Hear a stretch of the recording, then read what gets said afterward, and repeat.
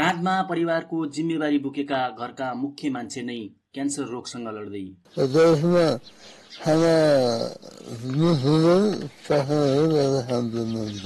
जिब्रो पनि काटेको छ।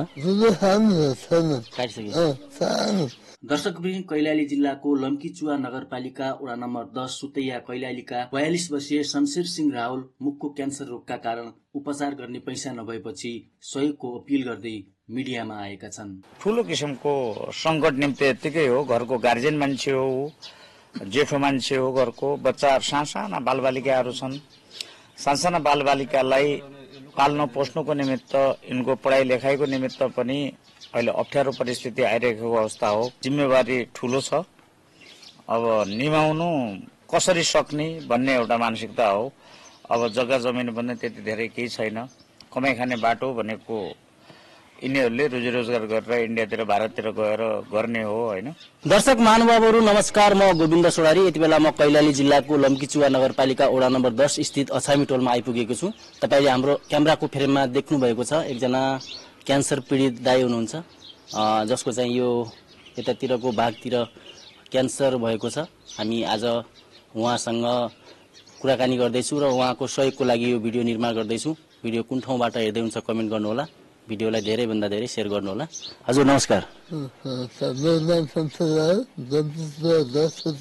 राम्रोसँग बोल्न सक्नु भएको? कस्तो छ अहिले, गाह्रो अप्ठ्यारो कस्तो छ तपाईँलाई? ठिकै छ? दुख्ने सुक्ने दुख्छ? अनि यो पाइप चाहिँ खानाको लागि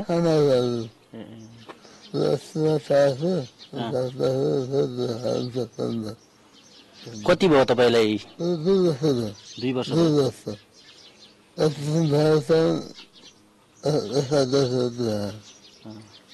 के भन्नुहुन्छ डाक्टरले? ठिक हुन्छ भन्नुभएको छ? के छ?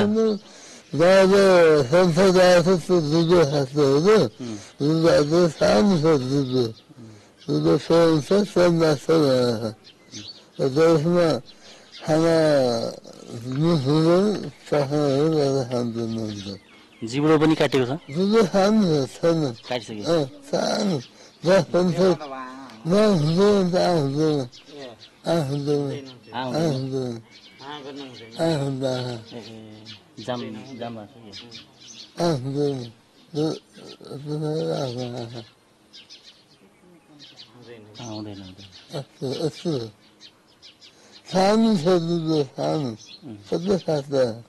उहाँ बोलिसक्नु भएको छैन, जिब्रो पनि काटिएको अवस्थामा छ हैन, क्यान्सर भएर।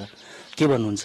हाम्रो टोलको लम्कीचुवा 10 अछामी टोलको एक होनहारी युवा माथि यो बर्जवात परेको भिडियो हुँदैछ। अब यस्तो अवस्था भइरहेको छ अहिले, यहाँहरूले मतलब के अरे देखिरहनु भएको छ। युवालाई यो हुनु भनेको एउटा ठूलो किसिमको संकट निम्ति यतिकै हो, घरको गार्जियन मान्छे हो, जेठो मान्छे हो, घरको बच्चा साना बालबालिकाहरू छन्। साना बालबालिकालाई पाल्न पोस्नुको निमित्त, यिनको पढाइ लेखाइको निमित्त पनि अहिले अप्ठ्यारो परिस्थिति आइरहेको अवस्था हो। त्यसैले जति सक्नुहुन्छ, जसले जहाँबाट जसरी सक्नुहुन्छ सहयोग गरिदिनु हुन म अपिल गर्दछु, एउटा समाजसेवी भएको नाताले। को हुनुहुन्छ उहाँको घरमा? उहाँको बोलेको त बुझिरहेको छैन। उहाँको घरमा उहाँको श्रीमती, छोराछोरी, 4 जनाको परिवार हो, भाइ पनि छ अघि, अनि भाइको साथसाथै उहाँको श्रीमती, छोराछोरी पनि छन्। दिदीलाई पनि पाल्नु परिरहेको अवस्था हो। अहिले तपाईँहरूकै अगाडि हस्पिटल गइन्, उनी पनि दमको रोगी छन्। अहिले भर्खर हस्पिटल यहीँनिरबाट चाहिँ गइन्। अब त्यस्तो किसिमको अवस्था छ, उसलाई जिम्मेवारी ठूलो छ। अब निभाउनु कसरी सक्ने भन्ने एउटा मानसिकता हो। अब जग्गा जमिन पनि त्यति धेरै केही छैन, कमाइ खाने बाटो भनेको यिनीहरूले रोजी रोजगार गरेर इन्डियातिर भारततिर गएर गर्ने हो हैन। अब अन्य बाटो नै छैन। अब न कुनै मतलब व्यापार व्यवसाय छ भन्नु छैन। अब खेतीपातीको नाममा पनि जिरो छ। एउटा सानो यही झोपडी हो। अब यही झोपडीले कमाउने मान्छेको यस्तो किसिमको अवस्था भएको अवस्थामा अब भोलि बिहान सबैको भविष्य अन्धकारमय छ भन्ने बुझेको छु मैले त।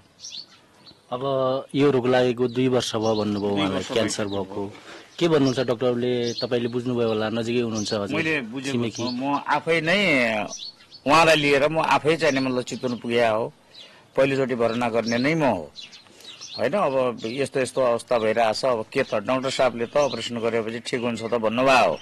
तर अब कमी कमजोरी कहाँनिर रह्यो भने अब पैसो नै हो। अब पैसो प्रशस्त मात्रामा चाहिँ उठाउनु पनि सकिएन। सहयोगी जति पनि मित्रहरू थिए, जति पनि दाताहरूले चाहिँ सहयोग गर्नुभयो, त्यो खर्च भइसक्यो। अब अहिले यो अवस्थामा उसलाई चाहिँ नि मतलब औषधि उपचारको निमित्त पैसो छैन भन्नु पर्यो। अब डाक्टरको सल्लाह अनुसार त ठिक त हुन्छ भन्नुभएको छ। अहिलेसम्म खाना गलामा गएकै छैन। अब पाइपद्वारा चाहिँ मतलब खाना खुवाइरहेको अवस्था हो होइन। एउटा झोल बनाएर चाहिँ हालेर त्यसरी चाहिँ मतलब के अरे मात्रै बचाइएको छ। अब अन्य कुराहरू भन्नुपर्दाखेरि के त भने यिनको निमित्त मैले सक्ने जति मैले गरेँ, अर्काले सक्ने जति अर्काले गर्यो।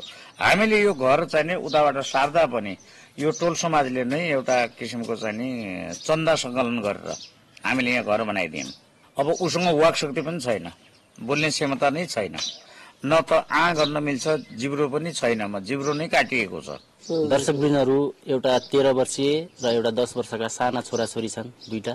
घर तपाईँले देखिसक्नुभयो, पछाडिको ब्याकग्राउन्डमा देखिएको घर नै हो उहाँको। उहाँसँग सम्पत्तिको नाममा यो घर बाहेक अरू केही पनि छैन।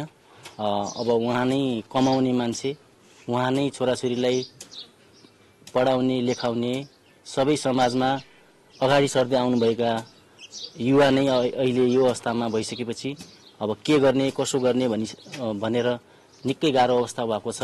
हामीले यो भिडियो सहयोगको लागि निर्माण गरेका छौँ। यो भिडियो कुन ठाउँबाट कुन देशबाट हेर्दै हुन्छ हामीलाई कमेन्ट गर्नुहोला।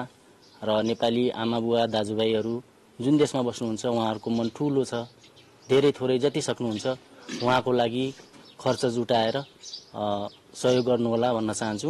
उहाँको खाता नम्बर फोन नम्बर हामी चाहिँ स्क्रिनमा राखिदिनेछौँ भन्दै अहिले हामी सबै बिदा हुन्छौँ अहिलेबाट।